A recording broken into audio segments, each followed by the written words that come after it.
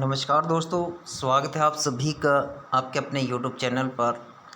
और हमने जो 8th क्लास की ज्योग्राफी जो शुरू करी है उसमें सेकंड चैप्टर हम डिस्कस कर रहे हैं, land, soil, water and natural vegetation. तो इसके हम 2 वीडियो ऑलरेडी डाल चुके हैं और आज हम इसमें डिस्कस करने जा रहे हैं natural vegetation and wild life, यानी कि जो प्राकृतिक वनस्पति और जीव जंतु है उसके बारे में हम आज डिस्कस करने जा रहे हैं। जैसा कि हम सभी जानते हैं कि जो एनसीईआरटी की जो बुक्स हैं, एनसीईआरटी की बुक्स अपने आप में सभी जो एग्ज़ाम्स होते हैं, कॉम्पिटिटिव एग्ज़ाम्स, उनके लिए एक आधार तैयार करने में काफ़ी हेल्पफुल होते हैं। इवन जो बच्चे अभी जो 6th, 7th, 8th, 9th class में पढ़ रहे हैं उनको इन बुक्स का जो है डिटेल में स्टडी करनी चाहिए, क्योंकि इनकी जो बुक्स की एक एक लाइन है वहाँ से क्वेश्चन बन जाते हैं कई बार। तो चलिए हम डिटेल में इसको नेचुरल वेजिटेशन, जो कि अपने आप में एक इम्पोर्टेंट टॉपिक के तौर पर कॉम्पिटिटिव एग्ज़ाम में क्वेश्चन अराइज करता है, तो इसको देखते हैं। Some school children were visiting an exhibition on handicrafts. भाई कुछ बच्चे जो है एक प्रदर्शनी में, जो हस्तकला प्रदर्शनी थी उसमें गए हुए थे, उसमें विजिट कर रहे थे। The articles in the exhibition were collected from different parts of the country. और उस एग्जीबिशन के अंदर जो विभिन्न प्रकार के जो वस्तुएं एग्जिबिट जो की हुई थी, दिखाई गई थी, वो हमारे देश के विभिन्न हिस्सों से ली गई वस्तुएं थी। यहाँ पर जो मोना एक लड़की है, Mona picked up A bag and exclaimed. Mona ने एक थैला उठाया और उसने कहा, this is a beautiful hand bag. ये एक बहुत सुंदर हैंड बैग है। Yes it is made from jute. अध्यापक ने उत्तर देते हुए कहा, हाँ ये जूट से बना हुआ है। Do you see those baskets, lamp sets and chairs. क्या आपको वो टोकरियाँ, लैम्प सेट्स और कुर्सियाँ नज़र आ रही हैं? Those are made of canes and bamboos. ये बेंत और बांस से बनी हुई टोकरियाँ हैं। In the eastern and north eastern humid regions of India. बताते हैं कि भारत के पूर्वी और उत्तर पूर्वी जो प्रदेश हैं, आर्द्र प्रदेश हैं, उन क्षेत्रों के अंदर bamboo grows in plenty. Bamboo जो बांस है वो बहुलता में उगता है, यानी अधिक मात्रा में, अधिक संख्या में उगता है। Jessie was excited to see a silk scarf. तभी जैसी जो है एक रेशम के स्कार्फ को देख करके उत्साहित होती है, उत्तेजित होती है और कहती, वाह what a beautiful scarf it is. और सी दिस ब्यूटीफुल स्कार्फ, और बोलती है देखो कितना सुंदर स्कार्फ है। The teacher explained that silk is obtained from silk worms that are bred on mulberry trees. यहाँ पर अध्यापक जो है ये बताता है कि जो सिल्क है, रेशम है, वो रेशम के कीड़ों से प्राप्त किया जाता है जो कि शहतूत के पेड़ पर पाले जाते हैं। यहाँ पर देखिए आपको ये सिल्क वॉर्म दिखाई दे रहा है। ये देखिए सिल्क वॉर्म, ये किस प्रकार से जो मलबेरी का पेड़, मलबेरी के पेड़ के ऊपर ये सिल्क वॉर्म का आपको ये जो चित्र दिखाई दे रहा है, ये जो पिक्चर दिखाई दे रही है, ठीक है। तो इसी प्रकार से ये जो सिल्क वॉर्म है ये मलबेरी के पेड़ पर जो है ब्रेड होते हैं, तो इससे ये प्राप्त किया जाता है। The children understood that plants provide us with many different products that we use in our day to day life. अब बच्चे समझ गए कि पेड़ पौधे जो हमें हैं, विभिन्न प्रकार के उत्पाद जो हम प्रोवाइड करवाते हैं, उपलब्ध करवाते हैं, जो कि हम अपने दैनिक जीवन में इस्तेमाल करते हैं। तो यहाँ पर देखिए जो natural vegetation and wild life exist only in the narrow zone of contact between the lithosphere, hydrosphere and atmosphere that we call biosphere. हमें सभी को पता है कि ये इंटरडिपेंडेंट है एक दूसरे पर। हमारा जो लिथोस्फीयर है, लिथोस्फीयर, हाइड्रोस्फीयर और जो एटमॉस्फेयर है, इससे मिलकर के हमारा जो है ये बायोस्फीयर जो है ये बनता है। यानी बायोस्फीयर, लिथोस्फीयर, ये लिथोस्फीयर, हाइड्रोस्फीयर, एटमॉस्फेयर, इन सभी को कंबाइनली जो एक फॉर्म बनता है, एक नीचे बनता है, जिसको कि हम बोलते हैं जैवमंडल। यानी जीवमंडल इन तीनों का मिला जुला रूप होता है, क्योंकि जीवन जो है आपका जल में भी पाया जाता है, और सबसे पहले जो जीवन पाया गया था वो जल में ही पाया गया था। वायु में भी जीवन पाया जाता है, धरातल पर भी जीवन पाया जाता है। इस प्रकार से तीनों मंडलों के अंदर जीवन पाया जाता है। In the biosphere living beings are interrelated and interdependent on each other of survival. और बायोस्फीयर के अंदर, जीवमंडल के अंदर सभी जीव जंतु जो हैं वो एक दूसरे पर इंटरडिपेंड करते हैं, एक दूसरे पर आश्रित होते हैं अपने जीवन के लिए। This life supporting system is known as ecosystem.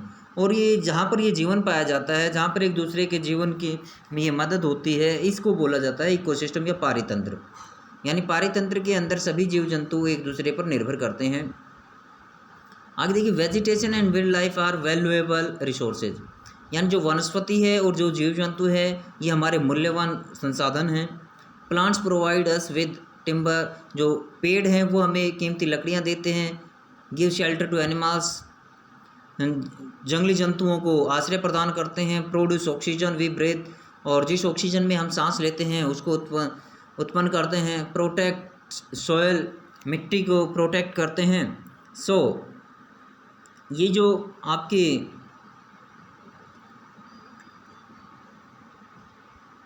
Essential for growing crops, इसलिए ये वनस्पतियों को उगाने में, पेड़ पौधों को उगाने में भी, फसलों को उगाने में भी महत्वपूर्ण होती है।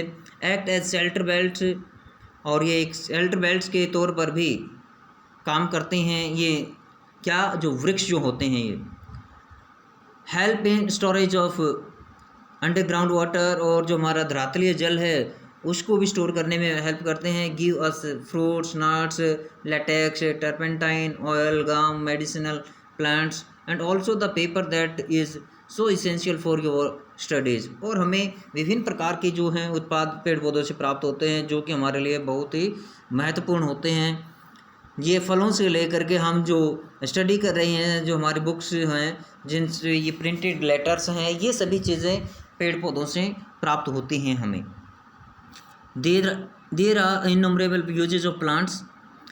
इस प्रकार से हम देखते हैं कि जो पेड़ पौधे हैं इसके हमारे लिए असंख्य प्रयोग हैं। एंड कैन ऐड सम मोर। और इनके हम कुछ और भी इनके जो उपयोग हैं वो हमारे जीवन में हो सकते हैं। इसी प्रकार से वाइल्ड लाइफ इंक्लूड्स एनिमल्स। और जो जंगली जीव जंतु होते हैं इनमें मवेशी शामिल होते हैं, बर्ड्स शामिल होते हैं, insects as well as the aquatic life forms.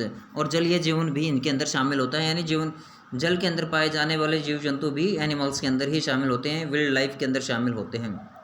They provide us milk, meat, hides and wool. ये हमें दूध, मांस और जो इनकी स्किन, जो खाल होती है वो, इवन ऊन प्रदान करते हैं हमें।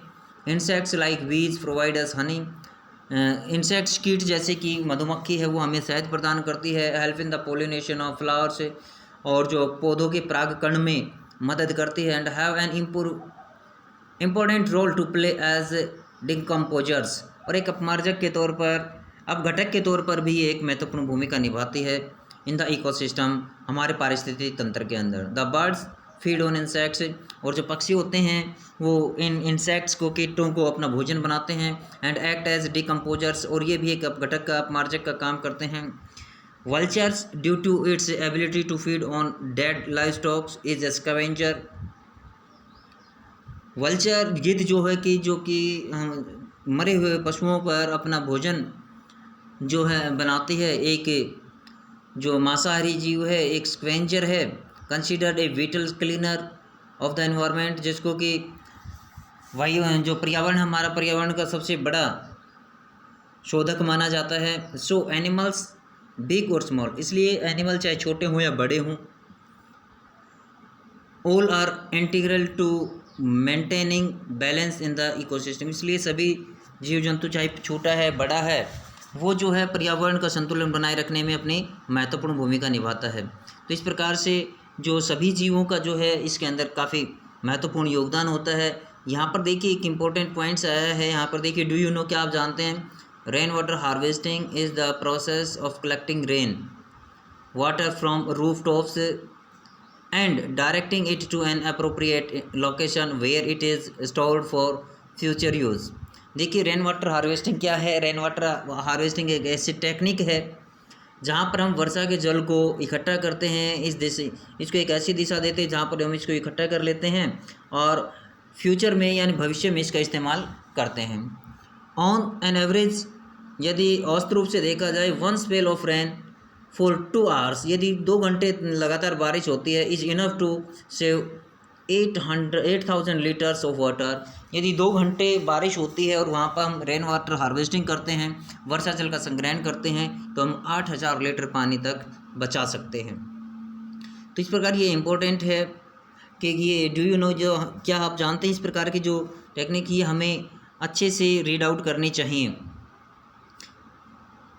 तो इधर ये वल्चर के बारे में दे रखा है। अब देखिए हम देखते हैं the distribution of natural vegetation. Natural vegetation का डिस्ट्रीब्यूशन कैसे है, किस प्रकार से। The growth of vegetation depends primarily on temperature and moisture. किसी भी क्षेत्र की जो वनस्पति होती है वो मुख्य तौर पर वहाँ के तापमान और आर्द्रता पर निर्भर करती है।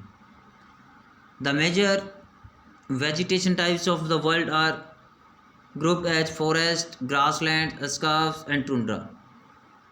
हमारे जो विश्व के जो भौगोलिक स्थलों को देखा जाए तो ये वनस्पति को मुख्य तौर पर 4 भागों में डिवाइड किया गया है। एक वन क्षेत्र, चरागाह, घास के मैदान, और स्कर्प्स जिसको कि हम गुल्म भी बोल देते हैं या हम ये बोले कि जड़ी बूटियाँ भी बोल देते हैं, और टुंड्रा होता है ठंडे प्रदेशों की जो वनस्पति होती है वो। इन एरियाज ऑफ हैवी रेनफॉल, जिन क्षेत्रों के अंदर बारिश अधिक होती है, ह्यूज ट्रीज में थ्राइव, वहाँ पर बड़े बड़े पेड़ पाए जाते हैं, बहुत ज़्यादा संख्या में पेड़ पाए जाते हैं, डेंस फॉरेस्ट वहाँ पर पाए जाते हैं। इस प्रकार से हम देख सकते हैं कि जो आपका इक्वेटोरियल जो एरिया है, जो भूमध्य रेखा के आसपास का एरिया है, वहाँ पर कोई दिन ऐसा नहीं बीतता जो जो आपके कैंसर और कैप्रिकॉर्न के बीच का जो एरिया है, जिसको टॉरिड जोन बोला जाता है, जहाँ पर सूर्य जो वर्ष भर सूर्य किरणें लंबवत पड़ती रहती हैं, वहाँ बारिश होती रहती है। तो ऐसे क्षेत्रों में आपको जो मानसूनी वन या वर्षा वन देखने को अधिक मिलते हैं, और इन वनों की जो ऊंचाई है, हाइट है, वो बहुत अधिक होती है। तो ऐसे वन इन क्षेत्रों में मिलते हैं, आपके इक्वेटोरियल एरियाज़ के अंदर मिलते हैं, जहाँ पे भारी बारिश होती है, अधिक बारिश होती है। द फॉरेस्ट आर दस associated with areas having abundant water supply. इस प्रकार से वन उन क्षेत्रों से जुड़े हुए होते हैं जहाँ पर अत्यधिक बारिश होती है, अत्यधिक पानी की उपलब्धता होती है। As the amount of moisture decreases, जैसे जैसे नमी की मात्रा घटती चली जाती है, the size of trees and their density reduces, तो उनका पेड़ों का आकार और उनकी जो सघनता है वो भी कम होती चली जाती है। Short stunted trees and grasses grow in the regions of moderate rainfall forming the grasslands of the world. जो हमारे जो छोटे छोटे तने वाले जो पेड़ होते हैं या घास के में जो है उन क्षेत्रों में पाई जाती है जहाँ पे मॉडरेट रेनफॉल होती है, जहाँ वर्षा समान होती है, न अधिक न कम पाई जाती है। तो इन क्षेत्रों में इस प्रकार के वन पाए जाते हैं, घास के मैदान होते हैं यहाँ पर। और ये जो क्षेत्र होते हैं ये विश्व के चरागाह कहलाते हैं, घास के मैदान कहलाते हैं। Thorny shrubs and scrubs grow in dry areas of low rainfall. और जहाँ पर वर्षा कम होती है उन क्षेत्रों में आपको जो कांटेदार झाड़ियाँ और जो जड़ी बूटियाँ वगैरह हैं ये पाई जाती हैं इन क्षेत्रों के अंदर। In such areas plants have deep roots and leaves with thorny and waxy surface reduce loss of moisture through transpiration।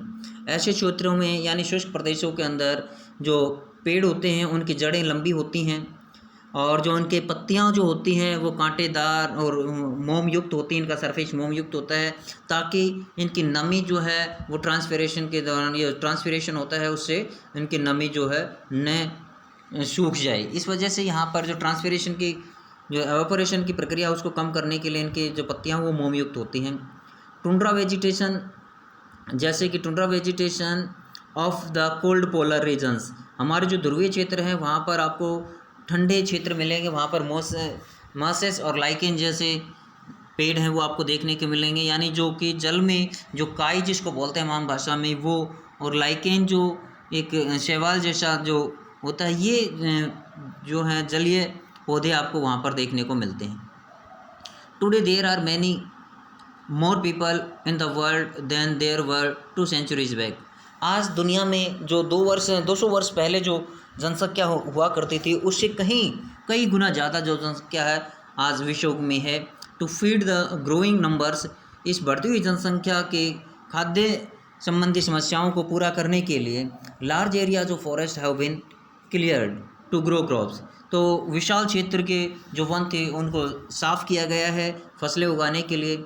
Forest cover all over the world is वैनिसिंग rapidly, पूरे विश्व से जो वनों का क्षेत्रफल है वो जो तेज़ी से घटता जा रहा है, ख़त्म होता जा रहा है।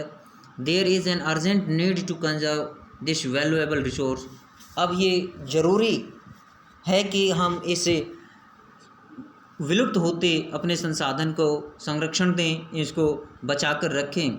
ये समय की डिमांड है, समय की मांग है कि ख़त्म होते हुए इस संसाधन को हम अवश्य बचाएं। तो conservation of natural vegetation and wild life, तो इसका जो कंजर्वेशन है वो हम किस प्रकार से कर सकते हैं, तो चलिए देखते हैं उसके बारे में, समझते हैं कंजर्वेशन किस प्रकार से किया जा सकता है। देखिए, फॉरेस्ट आर आवर वेल्थ, जो वन है, वन हमारे संपत्ति हैं, संसाधन हैं। Plants give shelter to the animals and together they maintain the ecosystem, देखिए जहाँ पर पेड़ पौधे जंगली जंतुओं को आश्रय प्रदान करते हैं वहीं ये पारिस्थितिक तंत्र का बैलेंस बनाने में महत्वपूर्ण भूमिका निभाते हैं। Changes of climate and human interference can cause the loss of natural habitats for the plants and animals, देखिए जो मानव क्रियाएं हैं और मौसम में जो आए दिन परिवर्तन हो रहे हैं और जिस प्रकार से मानव ने हस्तक्षेप किया है प्रकृति के साथ, इससे न केवल जीव जंतुओं के आश्रय स्थल खत्म होते जा रहे हैं बल्कि हमारा जो इकोलॉजिकल बैलेंस है वो भी खतरे में पड़ता जा रहा है। Many species have become vulnerable, बहुत से जो प्रजातियां हैं वो संकटग्रस्त हो गई हैं और एंडेंजर्ड या वो विलुप्त हो गई हैं। And some are on the verge of extinction, और कुछ विलुप्त होने के कगार पर हैं।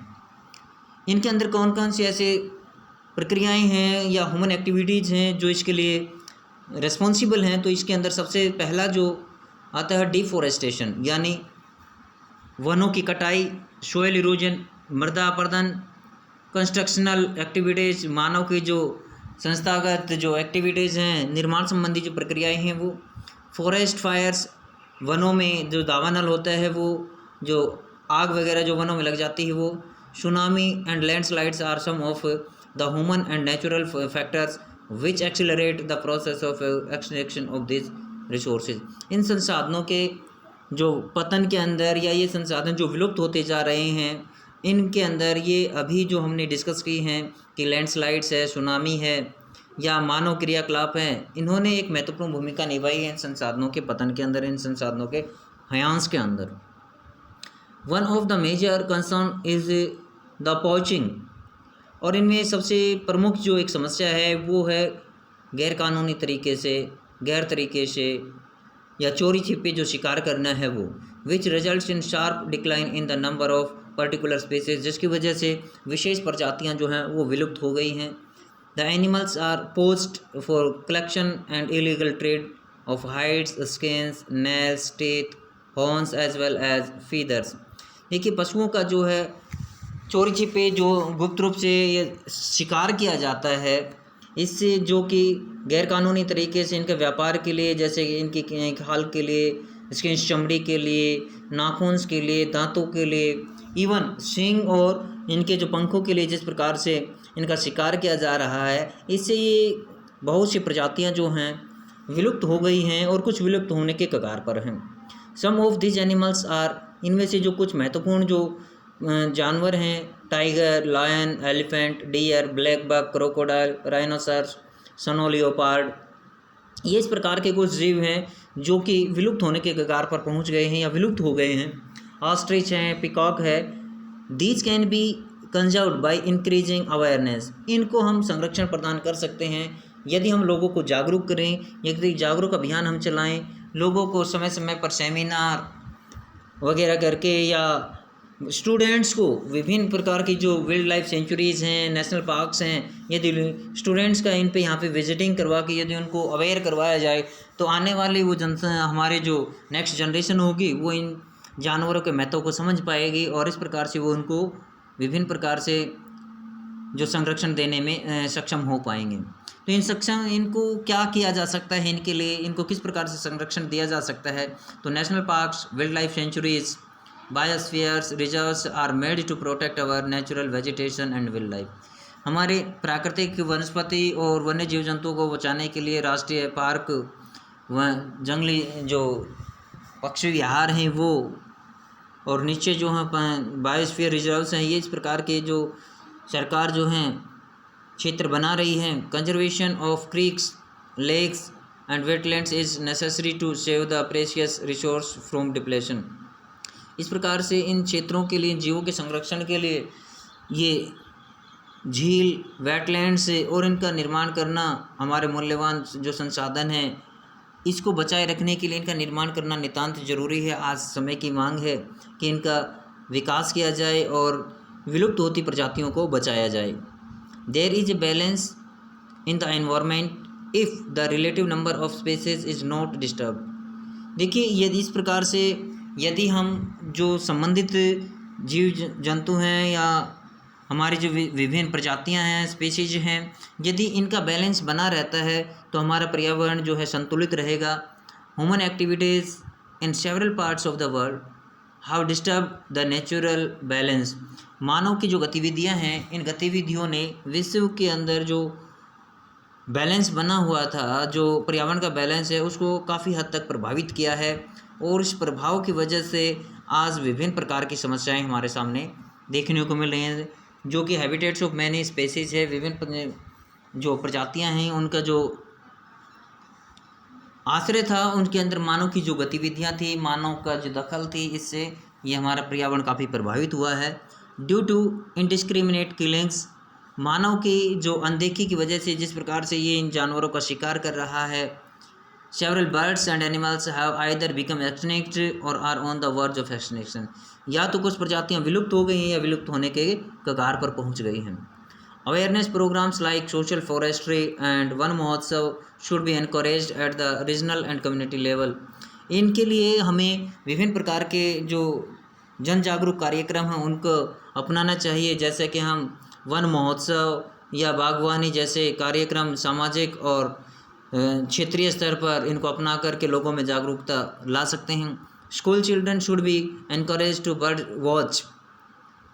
Watch and visit nature campus so that they appreciate the habitat of varied species. बच्चों को भी, जो स्कूली बच्चे हैं उनको भी इनकरेज करना चाहिए, प्रोत्साहित करना चाहिए कि वो भी विभिन्न प्रकार के पक्षियों को देखें और विभिन्न प्रकार की प्रकृति का जो हमारी प्रकृति की गोद में जा कर के विभिन्न प्रकार के पक्षियों को देखें और उनके जो हैबिटेट्स हैं उनको अप्रिशिएट करें, उनकी प्रशंसा करें और विभिन्न प्रकार की जो प्रजातियां हैं उनके हैबिटेट के बारे में अपनी जानकारी बढ़ाएं, इससे ताकि इन फ्यूचर जो जनरेशन आएगी हमारी, वो इन पक्षियों के बारे में इनको बचा सके, इनको संरक्षण प्रदान कर सके। Many countries have pass laws against the trade as well as killing of birds and animals. बहुत से देशों ने इन पशु पक्षियों के शिकार पर पाबंदियां लगाई हैं, कानून बनाए हैं। In India killing Lions, tigers, dears, great Indian bustards and peacocks is illegal. Bharat ने भी इस क्षेत्र में कदम उठाया है और भारत ने जो है विभिन्न प्रकार के जो जानवर है, जैसे शेर है, बाघ है, हिरन है और ग्रेट इंडियन बस्टर्ड है, मोर है, इसको गैरकानूनी बना दिया है, गैरकानूनी घोषित कर दिया। इसका शिकार करता हुआ मिलता है तो कोई व्यक्ति उसको सज़ा और जुर्माना दोनों जो है इम्पोज किए जाते हैं, लगाए जाते हैं। An international convention CITES has been established that list several species of animals and birds in which trade is prohibited. एक अंतर्राष्ट्रीय जो सम्मेलन है, कन्वेंशन है, जो कि जिसने कि विभिन्न प्रकार की जो प्रजातियां हैं पशुओं की और पक्षियों की, उनकी एक लिस्ट तैयार की है जिनका शिकार करना जो है वो प्रोहिबिटेड है, मना किया गया है। Conservation of plants and animals is an ethical duty of every citizen. देखिए, पशु पक्षियों का जो संरक्षण देना, उनकी रक्षा करना हर मानव का जो अपना एक एथिकल ड्यूटी बनती है, एक परम कर्तव्य बनता है हर नागरिक का कि वो इन जीवों को संरक्षण प्रदान करे। तो इस प्रकार से ये ग्लोसरी हमारा देखिए। नेशनल पार्क क्या है? A national area designed to protect the ecological integrity भाई एक ऐसा क्षेत्र जहाँ पर विभिन्न प्रकार के पशुओं को जो प्रोटेक्ट करने के लिए डिजाइन किया गया है, बनाया गया, तैयार किया गया है, ताकि वहाँ पर इकोलॉजिकल इंटीग्रिटी बनी रहे, जो जीवों का वहाँ पर तालमेल है वो आपस में बना रहे, जिससे कि इकोसिस्टम बना रह सके for the present and the for the future generation, ताकि वो इस समय के लिए और हमारी जो फ्यूचर जनरेशन है उसके लिए हमारे पर्यावरण के अंदर संतुलन बना रह सके। ये हार्ड ऑफ चीतल्स, ये चीतल्स का एक झुंड दिखाई दे रहा है आपको यहाँ पर। ये एक जो वाइल्ड लाइफ सेंचुरी है उसका ही एक आपको पिक्चर दिखाई गई यहाँ पर। उसके बाद देखिए बायोस्फीयर क्या है, जैव निश्चय क्या है। Biosphere reserves series of protected areas linked, ये एक प्रोटेक्टेड एरियाज़ की एक सीरीज होती है, श्रृंखला होती है थ्रू एक ग्लोबल नेटवर्क, जो कि एक वैश्विक जो नेटवर्क के माध्यम से जुड़ी हुई होती है, intended to demonstrate the relationship between conservation and development, जिसके अंदर की जो कंजर्वेशन है, जो संरक्षण है और जो विकास है उसके अंदर एक सहसंबंध को दर्शाने की कोशिश की जाती है। उसके अंदर एक संबंध किस प्रकार से बनता है उसको दिखाया गया है इसके माध्यम से। आगे देखिए यहाँ पर अपनी एक्सरसाइज आ जाती है। ये देखिए, डू यू नो साइटेज क्या है? The convention on international trade in endangered species of wild fauna and flora. Flora and fauna ये अपने जीव जंतुओं से संबंधित जो विल्ड लाइफ है जो उससे है। Is an international agreement between governments, ये सरकारों के मध्य एक साइटेज क्या है, विभिन्न जो देश हैं देशों के मध्य एक जो सरकारें हैं उनके बीच एक समझौता है। It aims to ensure that international trade in specimens of wild animals and plants does not threaten their survival, कि विभिन्न प्रकार के जीव जंतुओं का जो अंतर्राष्ट्रीय व्यापार के अंदर विभिन्न प्रजातियों में इसको गैरकानूनी किया गया है और इससे विभिन्न प्रकार की प्रजातियों के सर्वाइवल पर किसी प्रकार का जो है असर नहीं होना चाहिए। रफली 5,000 species of animals and 28,000 species of plants are protected. इसके अंदर 5,000 प्रकार के जीव जंतुओं को और 28,000 प्रकार के वनस्पतियों को संरक्षण प्रदान किया गया है। Bears, dolphins, cacti, corals, orchards and aloes are some examples. Aloes ये कुछ महत्वपूर्ण प्रजातियां हैं, इनके नाम दिए हुए हैं जिनको कि इसके अंदर प्रोटेक्शन दिया गया है, इनकी लिस्ट के अंदर इनको शामिल किया गया है कि इनको किस प्रकार से संरक्षण प्रदान किया जाए, विलुप्त होती जातियों को कैसे बचाया जाए। जैसे कि यहाँ पर a herd of elephants in Kaziranga National Park. Kaziranga National Park जो कि हाथियों के लिए जाना जाता है, यहीं पर आपका असम के अंदर जो मौसिन ग्राम है, इसी के पास आपका एक और असम के अंदर जो नेशनल पार्क हैं, ये कांजीरंगा नेशनल पार्क है, एक आपका हाथियों के लिए और एक असम के अंदर मानस। ये 2 क्षेत्र हैं जो कि असम के अंदर विकसित किए गए हैं विभिन्न प्रकार के जीव जंतुओं को प्रोटेक्शन देने के लिए। तो इस प्रकार से हमने अपने इस चैप्टर को जाना। चैप्टर काफ़ी बड़ा चैप्टर था जो कि 3 अपने जो हमने वीडियोस अपलोड की हैं इसकी, उसके अंदर इसको डिस्कस किया गया है। तो ये इसके कुछ क्वेश्चंस बनते हैं, ये क्वेश्चंस आप जो हैं सोल्व करना, इसमें जो इजी क्वेश्चन हैं। और इस चैप्टर में इतना ही। Thank you, have a nice day.